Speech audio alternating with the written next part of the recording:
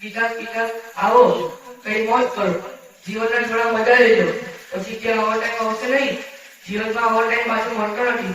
ચાલો થોડોક મોબાઈલ ચલાવીએ. આ જો સાબિતના મોબાઈલ મંગાવ્યો છે. શું પોતાની જો સમજેલો છે?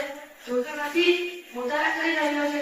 કાલે મારા મોલાના સબક સંભળાવવાનો છે. અરે શું કર નથી વાત કરો છો? અમે બી તારી મેં છે. એનો મતલબ એવો થોડી કે મારો 24 કલાકમાં સામાન કરી દઉં. મારી વાત સમજવામાં મને ડિસ્ટર્બ કેમ કરી રહ્યા છો? ડિસ્ટર્બ નથી કરતો, દિમાગની બત્તી ચલાવી રહી છું.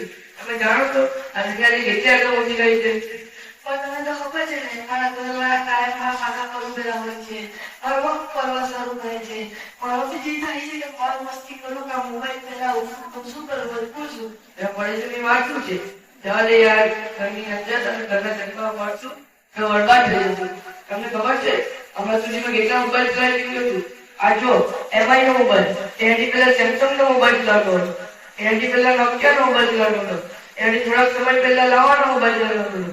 અરે યાર, જિંદગીમાં મોજ મસ્તી મજા પેશન બધા કોણસે લગશે તો આવું કોણ કરશે? આ જો શું કામ કરી રહ્યું છે? અરે ભાઈ શું સાંભળી રહ્યો છું? હું મસ્ત કાંઈ સાંભળી રહ્યો છું. ક્યાંથી ટકાઈ રહ્યો છું? નવી નથી, ઓનલાઈન ચલાવું છું. એ જમાનો ગયો એમાં 1 રૂપિયામાં 4 કામ કર્યા હતા. ઓહ, સારું નેટ કરાવ્યું છે. હમણે 349 વીમો બી કરાવ્યું છે. અરે સમજો, 2 GB ફ્રી છે, દબાવીને ચલાવું છું. કાંઈ સમજુ, ફિલ્મ જોઉં, સિરિયલ જોઉં, કોમેડી જોઉં. હવે આ બધું ફ્રી છે, કોઈ ટેન્શન નથી. જિંદગીમાં એટલી મજા છે કે પૂછો નહીં. વાલેકુમ અસલામ વરહમતુલ્લાહિ વબરકાતુહુ.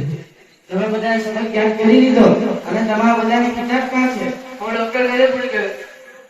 હું દફતર ચોરી થઈ ગઈ. દફતર કેવી રીતે ચોરી થઈ ગયું? દફતરમાં ઘણું મૂકેલા કોઈ હાથ સાફ કરી દીધા. તમારા બધાનું દિમાગ ખરાબ થઈ ગયું છે. નથી દફતરની ખબર, નથી કિતાબની ખબર, અને અંગ્રેજી મોબાઈલ ચલાવો છો. શું ભણશો, શું લખશો? ક્યાંથી લાવી આ મોબાઈલ? અમારા અબ્બા કરે છે. તમારા અબ્બાએ કેમ તમને મોબાઈલ આપ્યો છે? અમારા અબ્બા અમને એટલા ઘરનો છોકરો છે. આ કોઈ દિવસ એવું ના કહે કે કોઈ ગરીબ કે ફકીર ઘરનો છોકરો. આ માટે તમારા અબ્બાએ તમને મોબાઈલ આપ્યો છે. એમને ખબર નથી કે એમના છોકરાઓને મોબાઈલથી કેટલું મોટું નુકસાન છે. કાં છે તમારા અબ્બા? બોલાવીને લાવો.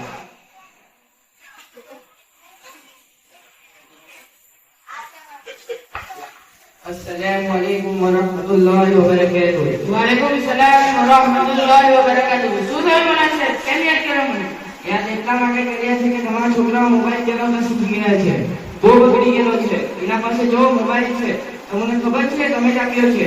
શું કરું મારે સાહેબ? નુકસાન થઈ ગયેલા મોબાઈલ આપવું જ પડે. આપવું પડે એટલે શું?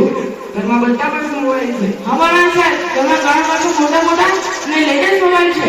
તમને ખબર છે એના દાદા પાસે આઈફોન છે, એની મમ્મી પાસે સેમસંગ છે, અને એના મોટા ભાઈ પાસે મોટા મોટા લેપટોપ છે, અને મેં એના સૌથી મોંઘો આઈફોન લાવ્યો.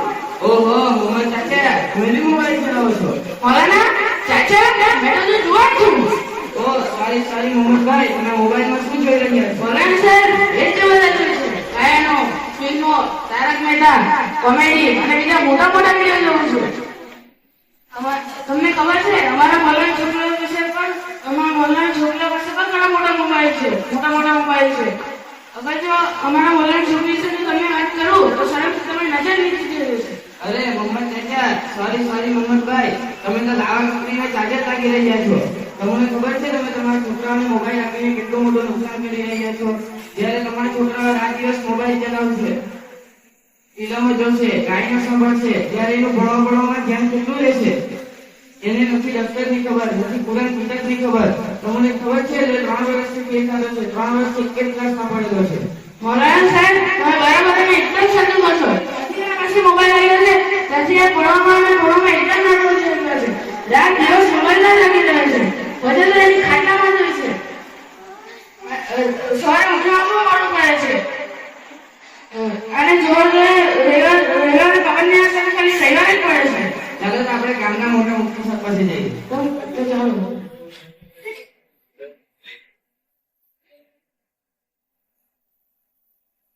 अस्सलाम वालेकुम वरहमतुल्लाहि वबरकातुहू. वालेकुम सलाम वरहमतुल्लाहि वबरकातुहू. શું કહ્યું મૌલાના સાહેબ?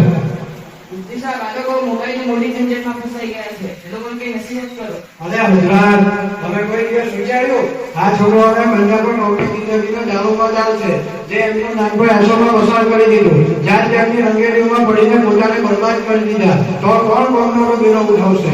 કોણ ઉપરને કુકડાઈની હિદાયત તરફ લાવશે? અને આજે એ જ થઈ રહેલું છે. કોકના 99% લોકો મોબાઈલનો શિકાર થઈ રહેલા છે. આ મોબાઈલ આપણા માસૂમ છોકરાઓને દીન અને દુનિયાની તાલીમથી દૂર કરી રહ્યા છે અને દુનિયાની રંગોળીઓમાં લાવી રહ્યા છે. હું એમના જિમ્મેદારો, એમના મા બાપ અને એમના ઘરવાળા અને એ તમામ લોકોને જે મારી વાત સાંભળી રહ્યા છે અને ખાસ કરીને મા બાપ અને ઘરના જિમ્મેદારોને વિનંતી કરું છું કે પોતાના છોકરાઓ પર હંમેશા નજર રાખો અને એમને પ્યાર મોહબ્બતથી સમજાવો અને એમને તમામ ખરાબ કામોથી દૂર રાખો અને ખાસ કરીને મોબાઈલથી દૂર રાખો. આ મોબાઈલ ઘણા મોટા લોકોની જિંદગી તબાહ કરી દીધી છે, કુટુંબના કુટુંબ ઉજાડી દીધા છે અને ખાસ કરીને છોકરાઓને નવજુવાનો માટે ઘણું નુકસાનકારક બની ગયું છે, જેને દુનિયાની જિંદગીના સાથે આખિરતની જિંદગીને તબાહ અને બરબાદ કરી દીધી છે. માટે જરૂરી છે કે પોતે પણ આનાથી બચે અને આપણા છોકરાઓને પણ બચાવે. ઠીક છે મુફ્તી સાહેબ, હવે મારા છોકરાઓ અને મારા ઘરવાળાને મોબાઈલથી દૂર રાખજો. એટલે કાલે આપણને બધાને મોબાઈલના નુકસાનથી બચાવે. આમીન.